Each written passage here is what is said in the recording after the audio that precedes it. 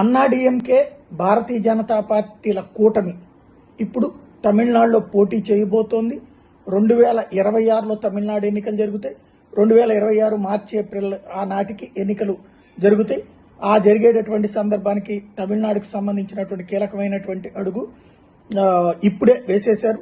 మొన్ననే విజయ్ పార్టీ పెట్టడం, ఇంకోవైపున డిఎంకేనేమో దూకుడుగా ముందుకు వెళ్తూ ఉండటం, తమని దెబ్బతీసే కుట్రలు చేస్తున్నటువంటి సందర్భంలో ఈ కొత్త అడుగు పడింది. ఈ కొత్త అడుగులో ప్రధానమైనటువంటిది అన్నామలైని పక్కన పెట్టి మరి తనని జాతీయ రాజకీయాలకు తీసుకుంటామని చెప్పి ప్రకటించి మరి అక్కడ వీళ్ళకి బాగా సన్నిహితంగా ఉండే నరేన్ కప్పచెప్పడం, దాంతో పాటుగా ఏఐఏడిఎంకే కూటమిగా పోటీ చేస్తుంది పళనిస్వామిని ముఖ్యమంత్రి అభ్యర్థిగా ప్రకటించడం, ఇంకొక వైపున వాళ్ళిద్దరి మధ్యన పళనిస్వామి పన్నీర్ సెల్వం మధ్యన ఉన్నటువంటి వాదంకి మేము దాంట్లో జోక్యం చేసుకోబోమని ప్రకటించడం అమిత్ షా చేస్తే, ఇప్పుడు ఈ అంశంలో ఆంధ్రప్రదేశ్లో